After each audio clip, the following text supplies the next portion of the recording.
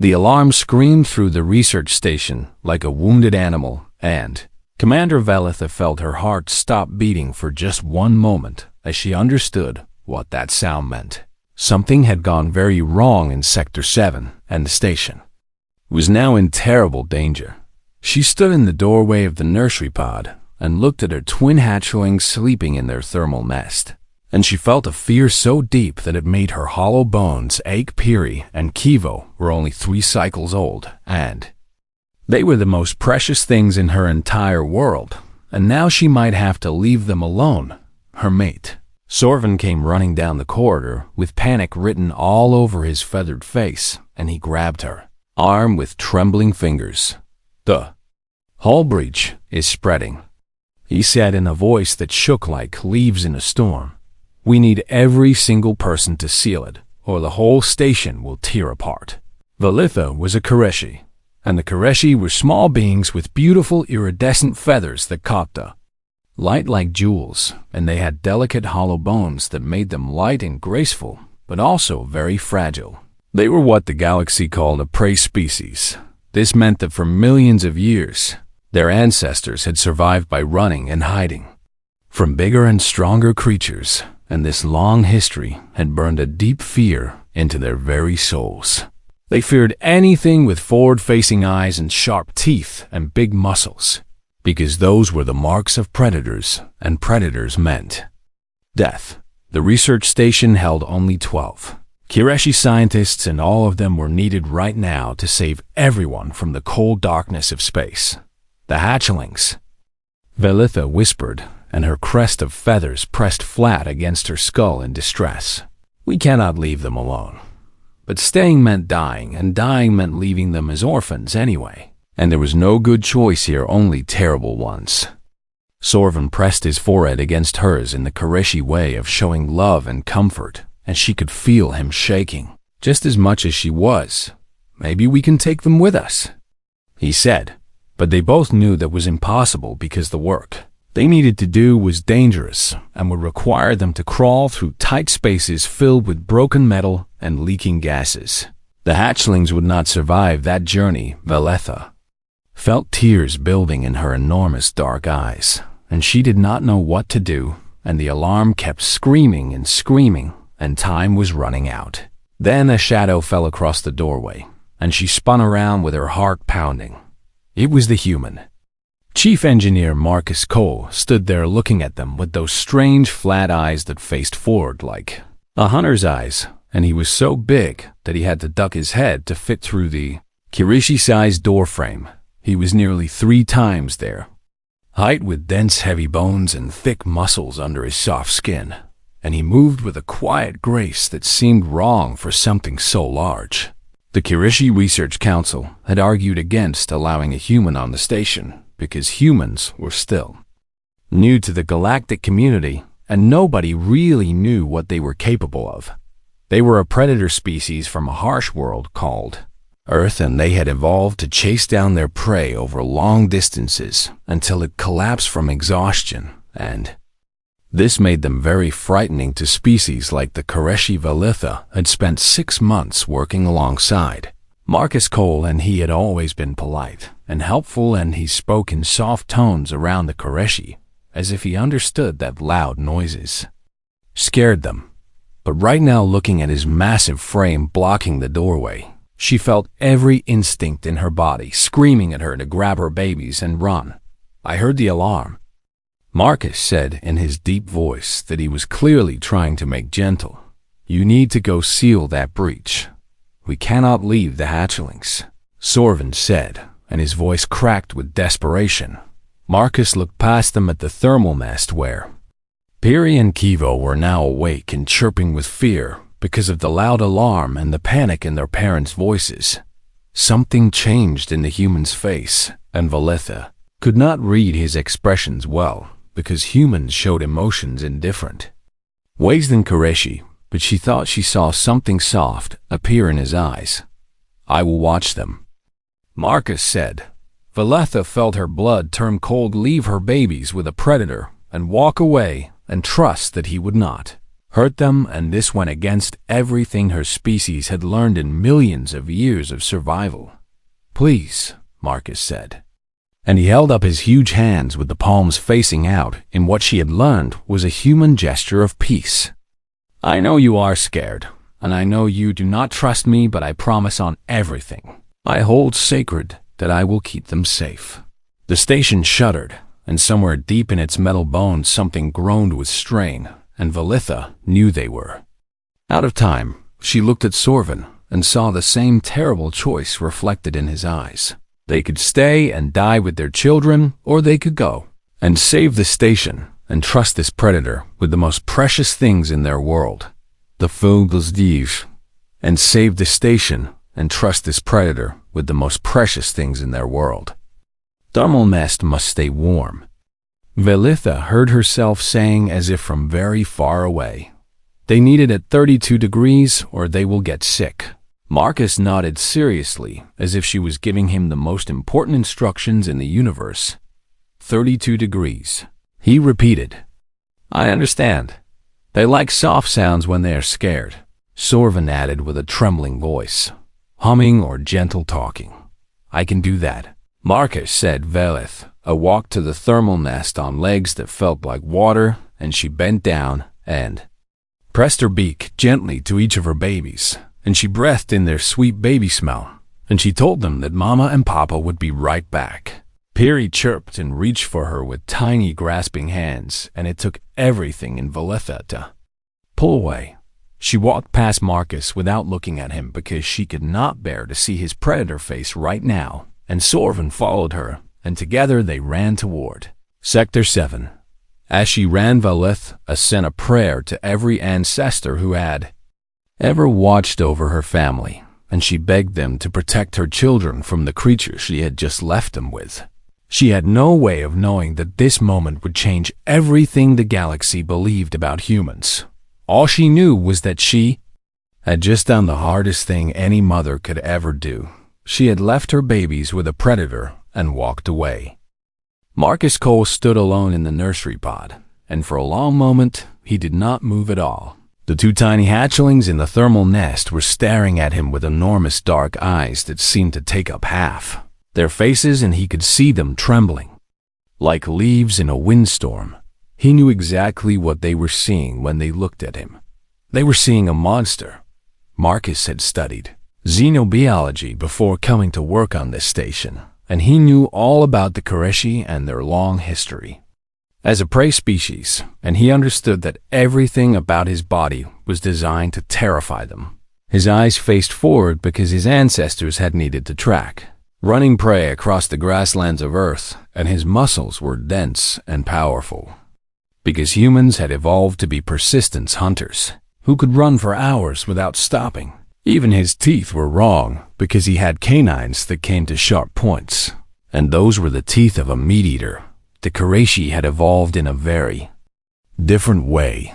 Their ancestors had survived by being small and fast, and by never ever trusting anything that looked like it might want to eat them, and that survival instinct had been passed down through millions of years until it was written into their very bones. So when these tiny babies looked at Marcus, they did not see a friend. They saw death walking on two legs. Marcus took a very slow step into the room, and he tried to make himself as small as possible, which was not easy for a man who stood over 6 feet tall. "Hey there, little ones," he said in the softest voice he could manage, and he pitched it high because he had read that Koreshi responded better to higher sounds.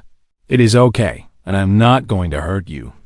The larger hatchling, who he thought was called Peary, let out a distress cry that was so sharp and sad that it hit Marcus right in the chest like a physical blow. He had heard babies cry before because he had nieces and nephews back on Earth, and he had spent many nights walking the floor with screaming infants in his arms. But this sound was different. This was the sound of a baby who was afraid for its life, and Marcus felt something twist inside him at the thought that he was the cause of that fear. He lowered himself slowly to his knees and then sat down on the floor so that he would not be looming over them like some terrible giant, and he kept his hands where they could see them at all times. I know I look scary," he said in that same gentle high voice, "but I promise you that I'm not here to hurt you, and your mama and papa asked me to keep you safe." The smaller hatchling, who must be Kivo, burrowed against Peary, and they clung to each other in a way that made Marcus think of his sister's twins back home and how they would hold on to each other during thunderstorms. These were just babies. Tiny, frightened babies who wanted their parents and did not understand why a monster was in their nursery. The station shuddered violently, and the lights flickered, and somewhere in the distance there was a sound like metal screaming in pain, and Marcus braced himself against the floor as the whole room seemed to tilt. Both hatchlings screamed. It was a sound of pure terror that went beyond any fear of Marcus and straight into the primal horror of feeling the world itself shake and break around them. And Marcus did not think his body moved on instinct built from thousands of years of human evolution, because humans were predators, yes, but they were also something else. They were pack animals who protected their young with fierce devotion, and they were creatures who would die for their families without a second thought. Marcus scooped both hatchlings out of the thermal nest in one smooth motion, and he cradled them against his chest with his big hands cupped around their tiny, trembling bodies. They weighed almost nothing. Their bones were hollow, and their feathers were soft as clouds, and their hearts were beating so fast that Marcus could feel them fluttering against his palms like trapped butterflies. Peary struggled for just a moment, trying to get away from the predator hands that held him, but Marcus did not let go. And he pressed the tiny bodies gently but firmly against his chest, right over his heart. "She," he breathed, and he began to rock slowly back and forth the way he had rocked his nieces when they were small. "She, it is okay, and I have got you, and nothing is going to hurt you." The station groaned again, and somewhere an alarm joined the first one, creating a terrible harmony of warning sounds, and the lights flickered between normal and emergency red. But Marcus just kept rocking and humming a tuneless little melody that his mother used to hum to him when he was small and afraid of the dark. He did not know if it would work. He did not know if these alien babies would respond to human soothing methods, or if his predator smell would keep them terrified no matter what he did. But he had to try. "I know I am big and scary," he whispered to the trembling bundles against his chest. "I know that everything about me says danger, and I know your instincts are telling you to run." He paused and swallowed hard, because his own heart was aching in a way he had not expected. "But I need you to know that I would never hurt you, and I would die before I let anything else hurt you either, and right now, I am the only thing standing between you and whatever is going wrong on this station." He pressed them closer to his chest, where his heart beat slow and steady beneath his ribs. "So please," he said, and his voice cracked just a little, "please trust me." The hatchlings did not understand his words. They were too young and too scared, and they did not speak his language anyway, but they could feel the warmth of his body wrapping around them like a blanket, and they could feel the gentle pressure of his hands holding them safe, and most importantly, they could feel something they had never felt before. They could feel his heartbeat, and that changed everything. Peary was scared. Peary was more scared than Peary had ever been in their whole short life, and that life had only been 3 cycles long, but still, this was the most terrified Peary had ever felt. The loud sounds were everywhere, and the room was shaking. And Mama and Papa were gone, and there was a giant monster holding Peary and Kivo against its body. Everything was wrong. Everything was terrible. Peary wanted to scream and struggle and get away from the monster, because the monster had forward eyes. And that meant hunter, and hunter meant death. And this was what every Kirishi knew from the moment they hatched. But the monster was not hurting them. The monster was holding them gently, like they were precious, unbreakable, and important, and its huge hands were warm and soft, and they curved around Peary and Kivo like a protective shell. And then Peary heard something. No, that was not right. Peary felt something. It was a sound so deep that it was almost not a sound at all, and it came from inside the monster's chest, right beneath the place where Peary was pressed against soft fabric and warm skin. Thump thump, thump thump thump. It was slow and steady and strong, and it vibrated through Peary's tiny body like the hum of the stations. Great engines that Mama said kept everyone alive. Peary knew about heartbeats. Mama had a heartbeat and Papa had a heartbeat and Kivo had a heartbeat. But those beats were fast and light and fluttery like the wing beats of the little insects that lived in the station garden. This heartbeat was different. This heartbeat was like a drum being struck by a giant, and it pulsed through the monster's chest with such force that Peary could feel it in their very bones, and it was slow, so slow, like the monster's heart took its time with every single beat. Thump, thump, thump, thump.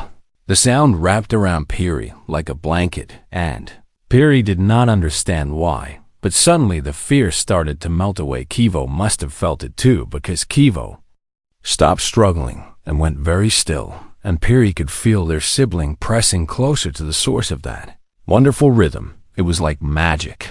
The station was still shaking, and the alarms were still screaming, and everything was still wrong.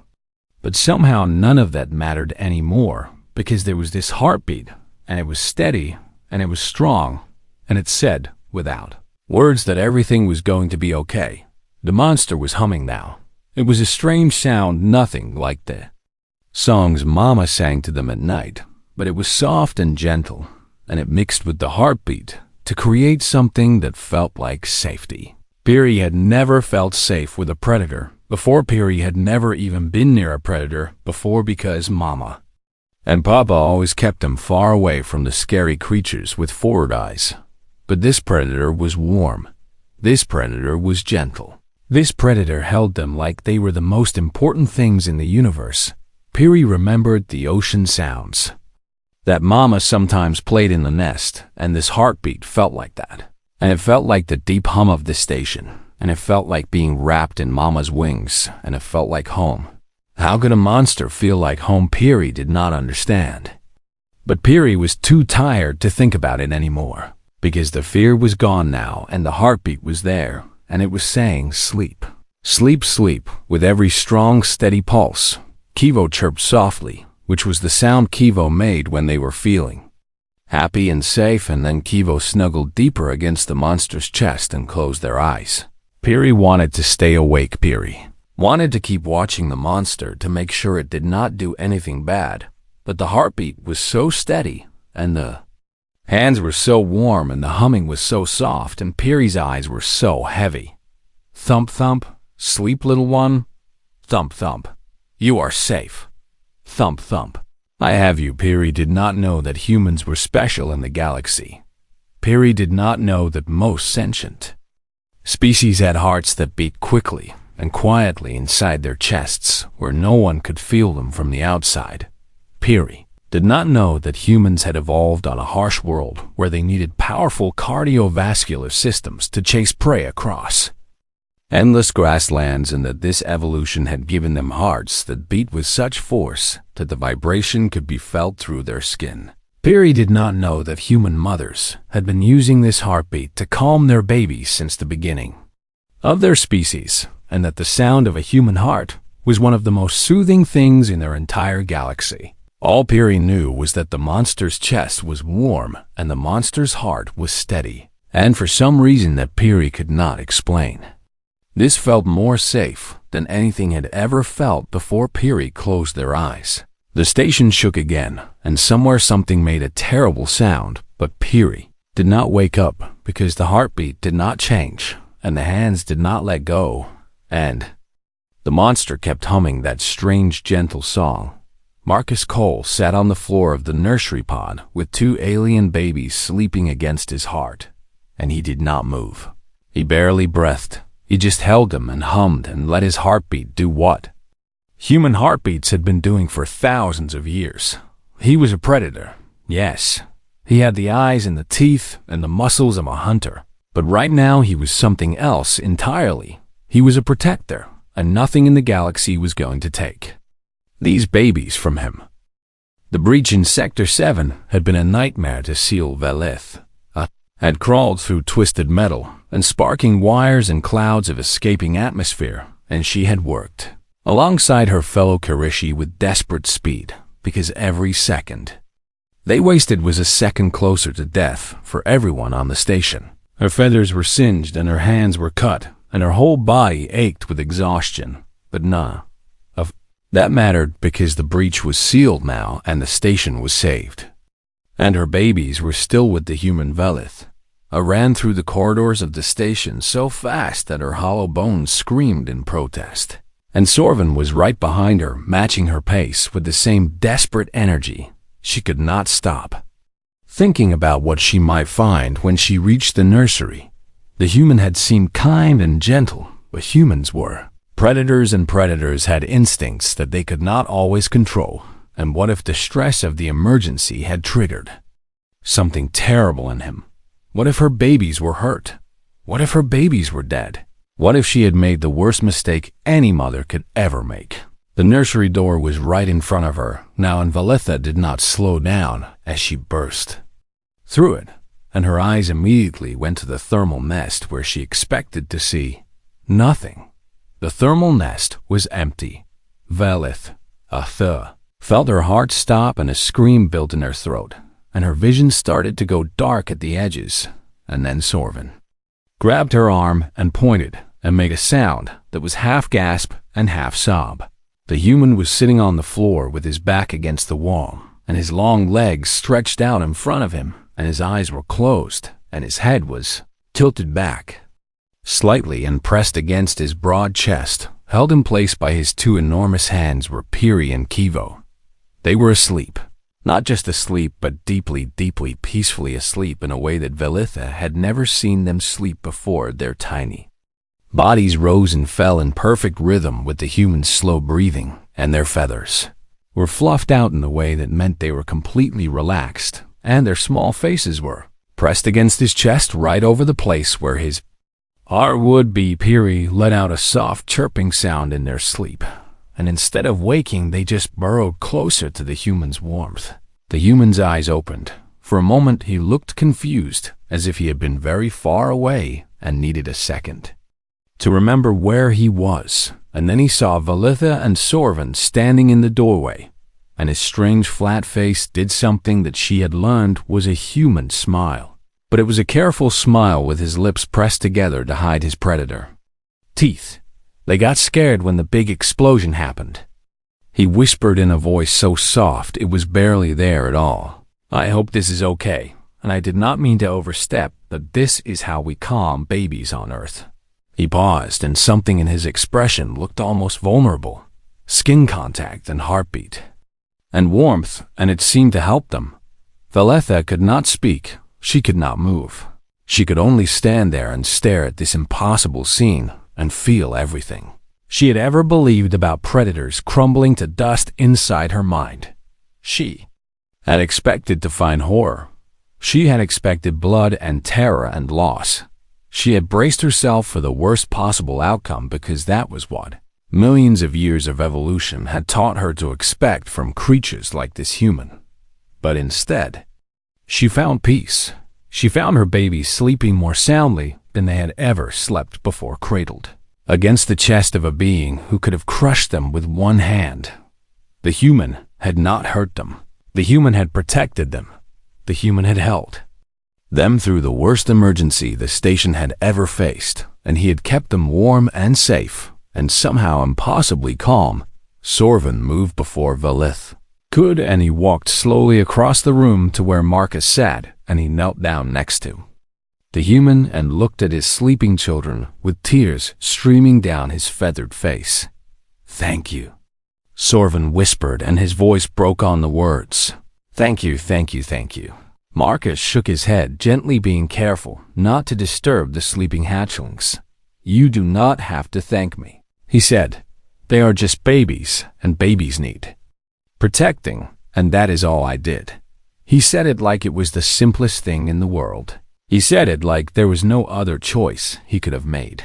He said it like protecting small, helpless creatures was just what you did when you were big and strong and capable.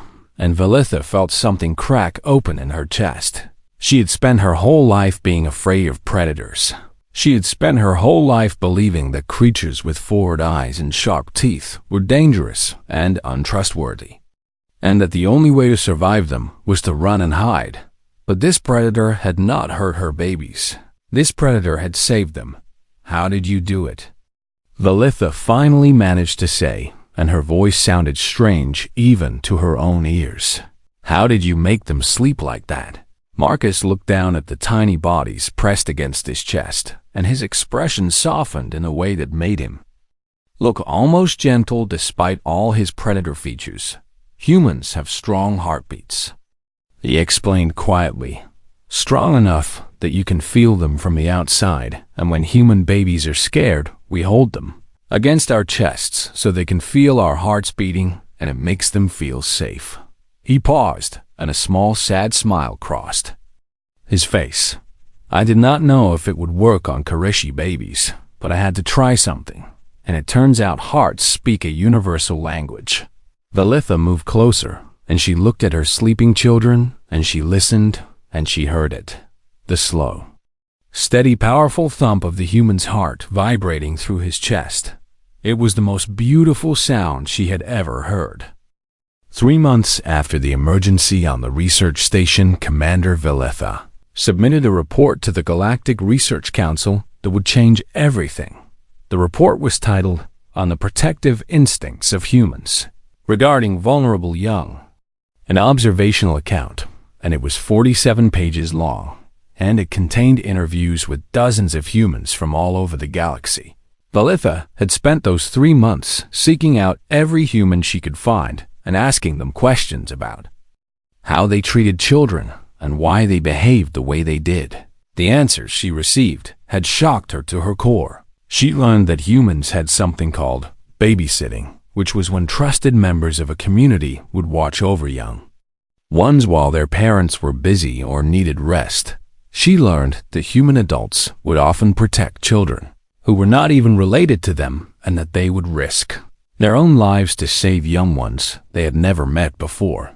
She learned that on Earth, there were humans who dedicated their entire lives to caring for orphan children, and that this was considered normal and good. She learned that human soldiers would throw themselves on explosives to protect nearby children, and that human strangers would run into burning buildings to save babies they did not know. The more she learned, the more confused she became, because everything she thought she knew about predators was wrong. Predators were supposed to be selfish and dangerous, and concerned only with their own survival. Predators were supposed to see small, helpless creatures as prey, not as precious beings to be protected. Predators were not supposed to have such fierce and powerful instincts to guard and nurture the young. But humans did. Humans were predators. Yes, but they were also something else entirely. They were pack animals who had evolved to work together and protect each other, and their instinct to guard their young was so strong that it extended beyond their own species to include any small, helpless creature they encountered. Velitha interviewed Marcus Cole many times during those 3 months, and one conversation stood out above all the others. She had asked him why he had protected her babies, when he had no reason to do so and no benefit to gain from it. Marcus had looked confused by the question, as if he could not understand why anyone would need to ask such a thing, because they needed protecting. He had said simply, "And I was there and I could help, so I did. But they are not your species." Velitha had pressed, "They are not your family and they are not your responsibility." Marcus had been quiet for a long moment, and when he spoke again, his voice was thick with emotion. "On Earth, we have a saying that it takes a village to raise a child.